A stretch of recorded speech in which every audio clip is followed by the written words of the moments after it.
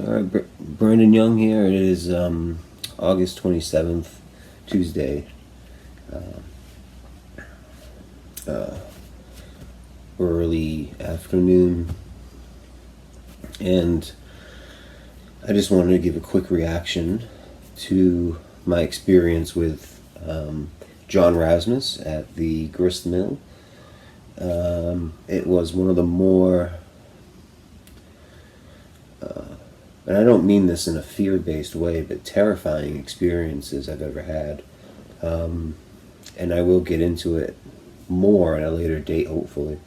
But suffice to say, it's 100% authentic, real phenomenon. And I had no doubts about John, but I just didn't see it in person yet. It is, I think, it is something you have to directly experience in some ways. But for verification, I went up to anyway. John drove many miles to pick me up in Encinitas, drive me all the way to where the grist mill is, which is not, not even, like very many hours away. And he drove all the way up there. He was a complete pro about the whole thing. He had much equipment. We stopped at a certain place up there.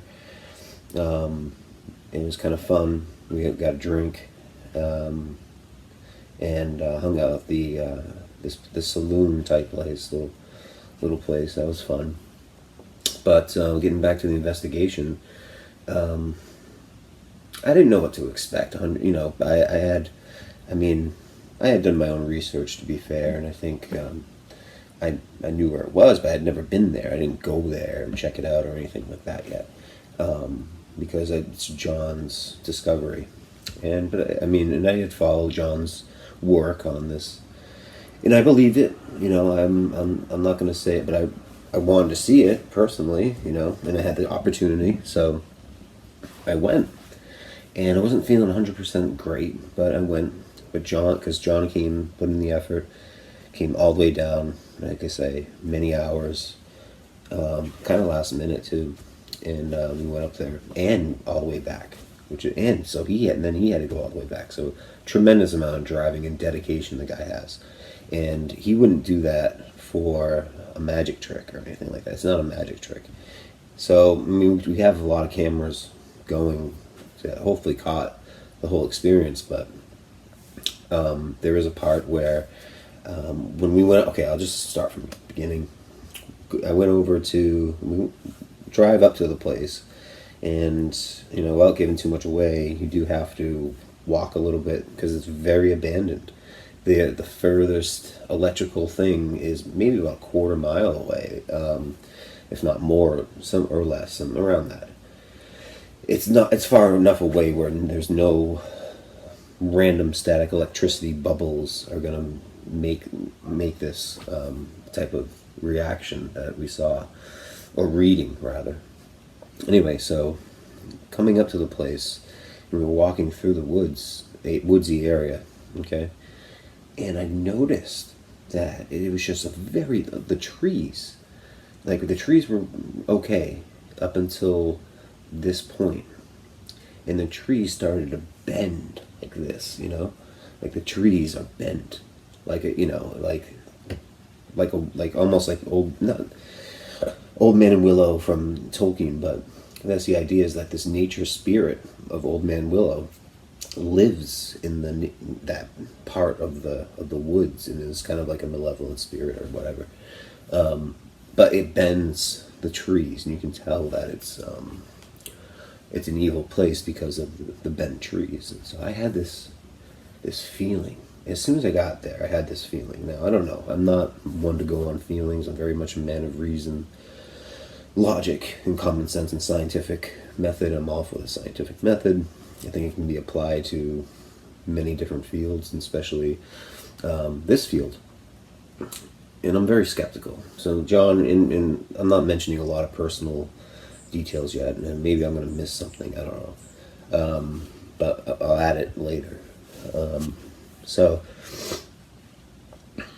we get to the place, and John, carrying bags and stuff, and we get to kind of like a little base camp area, and I noticed the trees, and I just got this feeling, and it was kind of like a full moon, I believe. It's a bright moonlit night, and so we get the equipment, bring it over. I don't know the equipment that well, so John is like a pro, he's just setting it up, bang, bang, bang, bang, setting up the tripods, like a machine, like a pro, like an absolute pro. Puts the devices in the window, blah, blah, blah. He's like, Brandon, go over and inspect it, see that it's not connected to any wire or anything. And I'm like, yeah. It's just a normal, lightweight little device. It's like a little plastic thing, There's not much to it. And there's nothing connected to it. So it was just going to go off. And it took some time to make it go off, the static electricity one, at least. I rub my hands together, rub it on my shirt, try to put it go like this, and nothing. It just, and then finally, you really had to put some force on it, and it would light up, but it wouldn't light up in the way that it did. So, I believe we were just sitting there, and I was just kind of like meditating, kind of looking at the window, and we gave it respects, and we said, we're not here. We're here respectfully, and we come in peace, and it was pretty easy to see. We're focused on this one particular area for the most part, and we were good. And the window, it was like a window, and we stepped away about 10 feet at least, and as soon as I remember I was holding a camera, maybe two cameras, I think at this point. I had one camera, handheld camera, and then I had an IR light with a camera on it that I couldn't see through the camera, and many other cameras that were going on. So memory's a little foggy on that, but so that's why we have the cameras. But so I'm trying to get everything, but for 1 second I'm kind of like looking away at the woods, and as soon as I do, John goes, "You see that? You see that?" Or something like that, and I'm like, "Oh." And I see the static device go off. It was something like red, yellow, green, or something like that, blue. Or it was the colors, whatever the colors were. I can't remember exactly. I remember red, I remember green, I think yellow, or maybe it was red, yellow, green. I believe it was red the first one was red. I have to look at the footage, can't remember offhand. But it lit up. And I can slowly, not like sporadically or spasmodically, you would say, or randomly, if it were even a random charge of static electricity. Not only that, but when that happened, I felt that feeling that I had when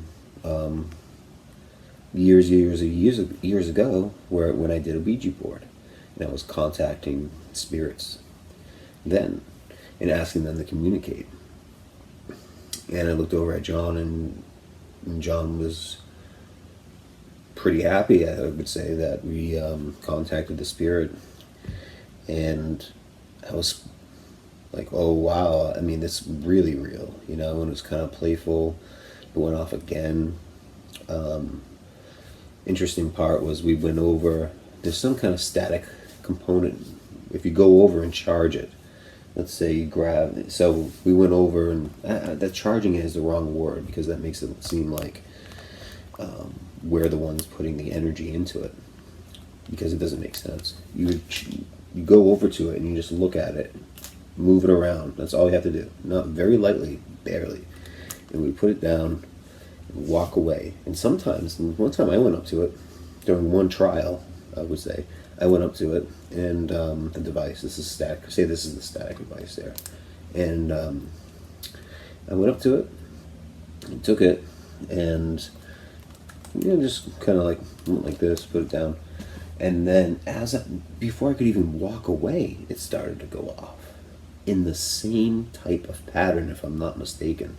In the very slow pattern, because you can set off the static electricity thing with like your own body, but you got to put some force, and it does not light up the same way.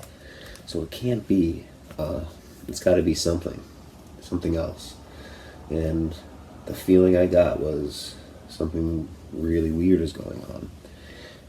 I haven't had that feeling since, like I say, like the Ouija board communication and other kind of communications since, which is scary.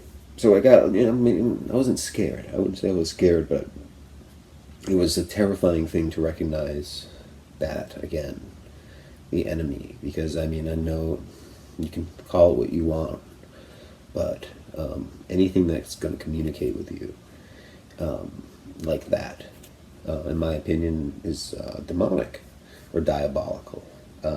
It might start off friendly, it might start off playful, like Louis and Hereditary or whatever, and that's a pretty good example of how this stuff works. But once you open that up, you really are susceptible to many things, and you got to be really a spiritual warrior to really do this stuff.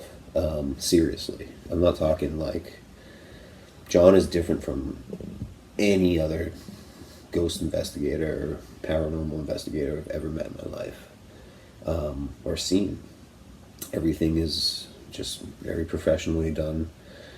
He goes way out of his way to make things objective and to catch as much data as possible with whether it's like the many cameras he has, whether it's the IR lights, whether it's the static device or the millimeters or the the microphones and everything. I think a lot. So yeah, it was like, wow, okay, I haven't communed with the dead in many years, so it was scary, man. It was like, wow, what's going on here, I wasn't really scared, but it was more of like, okay, I remember this isn't good.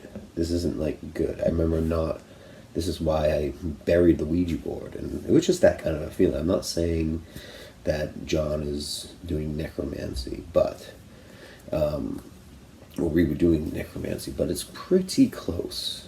But we don't know 100%, and there's really interesting theological discussion to be had there for another time.